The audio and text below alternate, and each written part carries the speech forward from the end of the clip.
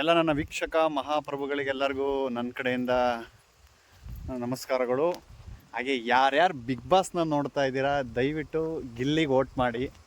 ಹಳ್ಳಿ ಪ್ರತಿಭೆ, ಅವನದು ಸ್ಪಾಂಟ್ಯಾನಿಟಿ, ಅವನದು ಕಾಮಿಡಿ ಟೈಮಿಂಗ್ಸು, ಅದರಲ್ಲೂ ನೆನ್ನೆ ಪಂಚಾಯತಿಲಿ ಮಾತ್ರ ಸುದೀಪ್ ಸರ್ ಕೂಡ ಅವನ ಸ್ಟ್ರಾಟರ್ಜಿ ಮತ್ತು ಅವನ ಬುದ್ಧಿವಂತಿಕೆಗೆ ಚಪ್ಪಾಳೆನೇ ತಟ್ಟಿದ್ರು.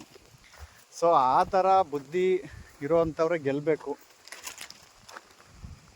ಅದು ಒಪ್ಕೊಂತೀನಿ. ಅವ್ನು ಕೆಲಸ ಮಾಡಲ್ಲ, ಏನೂ ಇಲ್ಲ, ಸುಮ್ಮನೆ ಸೋಂಬೇರಿ ಥರ ಇರ್ತಾನೆ, ಒಪ್ಕೊಳ್ಳೋಣ, ಅದರಲ್ಲೇನು ಎರಡು ಮಾತಿಲ್ಲ.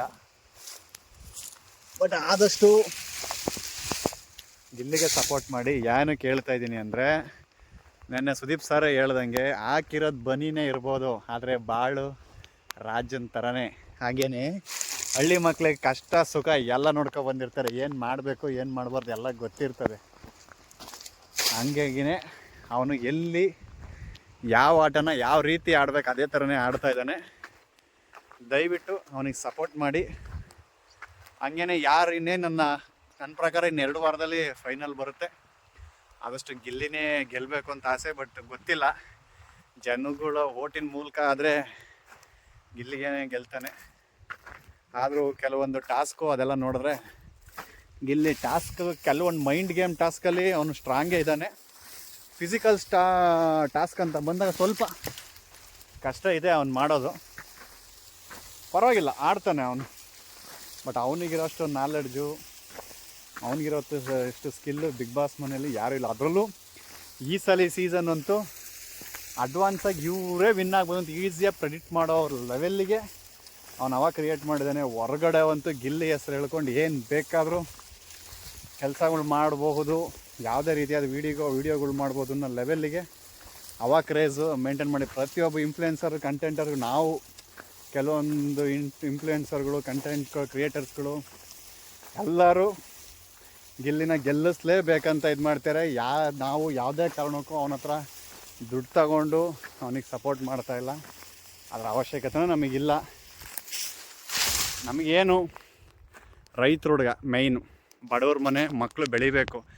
ರಾಜ್ವಿ ಶೆಟ್ಟರು ಹೇಳ್ದಂಗೆ ಬಡವ ಅನ್ನೋ ಸಿಂಪತಿ ಕಾರ್ಡ್ ಇಟ್ಕೊಂಡು ಬೆಳಿಬಾರ್ದು, ಅವನಿಗೆ ಟ್ಯಾಲೆಂಟ್ ಇರಬೇಕು. ಅಂದರೆ ಇಟ್ ಮೀನ್ಸ್ ಪ್ರತಿಭೆ ಅವನಲ್ಲಿ ಬೇಜಾನಿದೆ.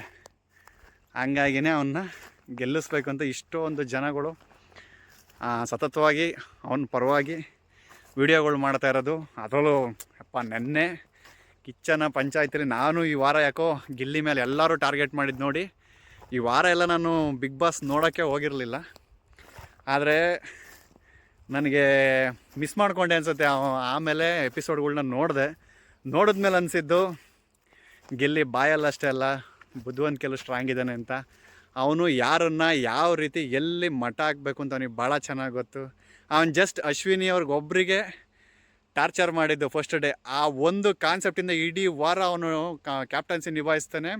ಒಬ್ಬರ ಹತ್ರನೇ ಹೋಗಿ ನೀವು ಇದನ್ನು ಮಾಡಬೇಕಂತ ಹೇಳಲ್ಲ, ಅಷ್ಟು ಪರ್ಫೆಕ್ಟಾಗಿ ಕ್ಯಾಪ್ಟನ್ಸಿ ಮಾಡ್ತಾನೆ ಅಂತಲೇ ಸುದೀಪ್ ಸರ್ ಹೇಳಿದ್ದು. ಅಂದರೆ ಅವನು ಯಾರನ್ನು ಹೆಂಗೆ ಪಳಗಿಸ್ಬೇಕು ಅನ್ನೋ ಅಷ್ಟು ಬುದ್ಧಿವಂತಿಕೆ ಇರೋವಂಥ ಪ್ರಳಯ ಅಂತಕ ಗಿಲ್ಲಿ.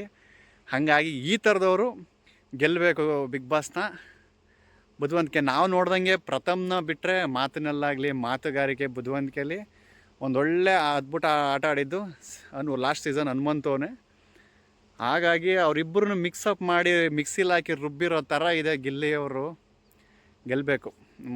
ಪಾಪ ಅವ್ನು ಕಷ್ಟಪಟ್ಟು ಅವನು ಹೇಳ್ತಾನೆ ಜೀವನದಲ್ಲಿ ಸೈಕಲ್ ಹೊಡೆದೇ ಮೇಲೆ ಬಂದಿದ್ದೀವಿ ಅಂತ. ಆ ಸೈಕಲ್ ಹೊಡೆದಿರೋರಲ್ಲಿ ನಾನು ಒಬ್ಬ, ಇನ್ನೂ ಹೊಡಿತಾನೇ ಇದ್ದೀನಿ ಬಿಡಿ, ಅದು ಬೇರೆ ವಿಚಾರ.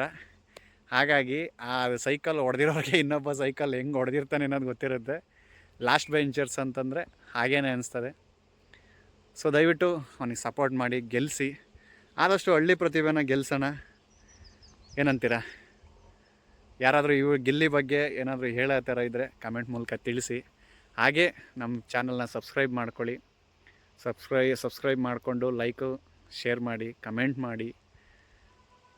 ಮತ್ತು ಗಿಲ್ಲಿ ಬಗ್ಗೆ ಏನಾದರೂ ನಿಮ್ಮ ಅನಿಸಿಕೆ ಅಭಿಪ್ರಾಯಗಳನ್ನ ತಿಳಿಸಿ.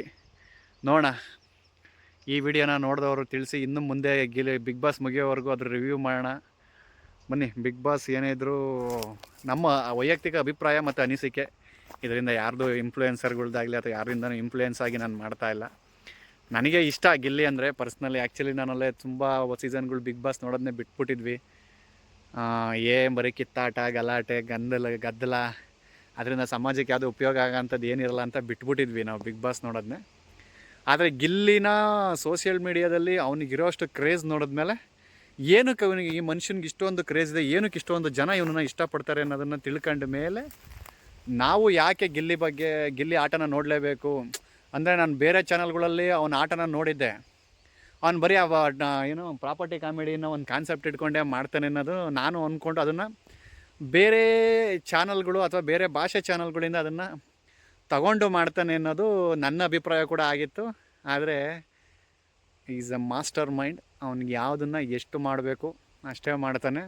ಅವನಿಂದ ಕೆಲವೊಂದು ಹುಡುಗಿಯರು ಅಂದರೆ ಅವನು ಕೆಲವೊಂದನ್ನು ರೇಗ್ಸೋಕ್ಕೆ, ಕಿಚಾಯಿಸೋಕ್ಕೆ ಒಬ್ಬರು ಬೇಕು ಅವನಿಗೆ, ಫ್ರೆಂಡ್ಶಿಪ್ ಥರ ಸುಮ್ಮನೆ ರೇಗ್ಸೋದಕ್ಕೆ. ಇದಕ್ಕೆ ಮುಂಚೆ ಇದ್ದಂಥ ಇಬ್ಬರು ಅವರು ಸಹ ಅವನ ಬಗ್ಗೆ ಒಬ್ಬಳು ಮಾತ್ರ ಗಾಂಚಲಿ ಮಾಡಿದ್ರು.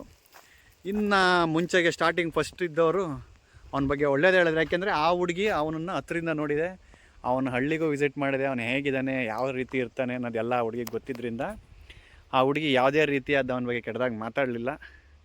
ಸೊ ಇದರಿಂದನೇ ಗೊತ್ತಾಗುತ್ತೆ ಗಿಲ್ಲಿ ಗುಣ ಎಂಥದ್ದು, ಅವನ ವ್ಯಕ್ತಿತ್ವ ಎಂಥದ್ದು ಅಂತೇಳಿ. ದಯವಿಟ್ಟು ಇಂಥವ್ರನ್ನ ನಾವು ಗೆಲ್ಸೋದ್ರಿಂದ ಒಳ್ಳೆಯದೇ ಆಗುತ್ತೆ. ಎಲ್ಲರೂ ಜಿಯೋ ಹಾಟ್ಸ್ಟಾರ್ಗೆ ಹೋಗಿ 99 ವೋಟ್ ಮಾಡಬಹುದು. ಎಲ್ಲರೂ ಗಿಲ್ಲಿಗೇ ವೋಟ್ ಮಾಡಿ, ಯಾರೂ ವೋಟ್ನ ಡಿವೈಡ್ ಮಾಡಬೇಡಿ. ಅಲ್ಲಿರೋ ಎಲ್ಲ ಕಂಟೆಸ್ಟೆಂಟ್ಗಳು ವಿನ್ ಆಗೋವಂಥ ಕ್ಯಾಂಡಿಡೇಟ್ಗಳೇ ಆಗಿರೋದ್ರಿಂದನೇ 14 ವಾರದವರೆಗೂ ಅವ್ರು ಬಂದಿದ್ದಾರೆ. ಬಟ್ ಆದರೂ ಒಬ್ಬನ್ನ ಮಾತ್ರ ವಿನ್ನರ್ ಅಂತ ಸೆಲೆಕ್ಟ್ ಮಾಡಬೇಕಾಗಿರುತ್ತೆ. ಸೊ ಅದನ್ನು ಗಿಲ್ಲಿಗೆ ಕೊಡೋಣ. ರೈತರ ಮನೆ ಹುಡುಗ, ಬಡವ್ರ ಮನೆ ಹುಡುಗ, ಬೆಳೀಲಿ, ಚೆನ್ನಾಗಿರಲಿ. ಅವನಿಂದ ನಮಗೆ ಉಪಯೋಗ ಏನಿದೆ, ಅವನಿಂದ ನಮಗೇನು ಲಾಭ ಏನಿಲ್ಲ, ಏನೋ ಒಂದು ಆತ್ಮತೃಪ್ತಿ, ಸಮಾಧಾನ ಅಷ್ಟೇ. ಸೊ ಆ ಥರದವ್ರನ್ನ ನಾವು ಒಬ್ಬ ಒಳ್ಳೆ ಕ್ಯಾಂಡಿಡೇಟ್ಗೆ ಸಪೋರ್ಟ್ ಮಾಡಿದ್ದೀವಿ ಅಂತೇಳಿ. ಎಂತೆಂಥದೋ ಕ್ಯಾಂಡಿಡೇಟ್ಗಳಿಗೆ ಅವ್ನು ಕೆಲಸ ಮಾಡ್ತಾನೋ ಬಿಡ್ತಾನೋ ಗೊತ್ತಿಲ್ಲ, ಓಟ್ ಹಾಕಿರ್ತೀವಿ. ಸೊ ಯಾವುದೇ ಅಪೇಕ್ಷಣೆ ಇಲ್ದೇ ನಾವು ಓಟ್ ಹಾಕಿರ್ತೀವಿ. ಅದೇ ರೀತಿ ಅಂದ್ಕೊಳ್ಳೋಣ, ಮಾಡೋಣ. ಹಂಗೆ ಏನ್ರಿ ಆಟ ಗೆಲ್ಲಿದ್ದು ಮಾತ್ರ. ನಿಜವಾಗ್ಲೂ ಈ ಸೀಸನ್ ನೋಡ್ದಂಗೆ ಆಲ್ರೆಡಿ ಅರ್ಧ ಸೀಸನ್ನಲ್ಲೇ ಗೊತ್ತಾಗೋಯ್ತು ವಿನ್ನರ್ ಕ್ಯಾಂಡಿಡೇಟ್ ಯಾರು ಅನ್ನೋದು. ಅವನೊಬ್ಬನ ಮೇಲೆ ಶೋ ನಡೀತಿದೆ ಅನ್ನೋ ಥರಕ್ಕೆ ಅವನು ಪರ್ಫಾಮೆನ್ಸ್ ಕೊಡ್ತಾ ಇದ್ದಾನೆ. ಪ್ರಿಪೇರ್ ಆಗೇ ಬಂದಿದ್ದಾನೆ ರೀ. ಅವನು ಇಷ್ಟೇ ಮಾಡಬೇಕು, ಹಿಂಗೆ ಮಾಡಬೇಕು, ಇಷ್ಟರಲ್ಲೇ ಇರಬೇಕು ಅನ್ನೋದನ್ನ ಪ್ರತಿಯೊಂದು ಪ್ರಿಪೇರ್ ಮಾಡಿಕೊಂಡೆ ಆಟ ಆಡ್ತಾಯಿದ್ದಾನೆ. ಸೊ ನಿಜವಾಗ್ಲೂ ಒಂದೊಳ್ಳೆ ಭವಿಷ್ಯ ಇದೆ. ಗಿಲ್ಲಿ, ನೀನು ಆಚೆ ಬಂದಮೇಲೂ ಹೀಗೆ ಇದ್ದರೆ ತುಂಬ ಚೆನ್ನಾಗಿರುತ್ತೆ. ಆದಷ್ಟು ಒಳ್ಳೊಳ್ಳೆ ಕಂಟೆಂಟ್ ಕೊಡು, ಒಳ್ಳೆ ರೀತಿಯಾದಂಥ ಕತೆಗಳ್ನ ಆಯ್ಕೆ ಮಾಡ್ಕೊ, ಒಳ್ಳೊಳ್ಳೆ ಚಲನಚಿತ್ರಗಳ್ನ ಕೊಡು. ಒಂದೊಳ್ಳೆ ಫಿಲಮಲ್ಲಿ ನಿನ್ನನ್ನು ನೋಡಬೇಕು ಅಂತ ನಾವು ತುಂಬ ಆಸೆ ಪಡ್ತಾಯಿದ್ದೀವಿ.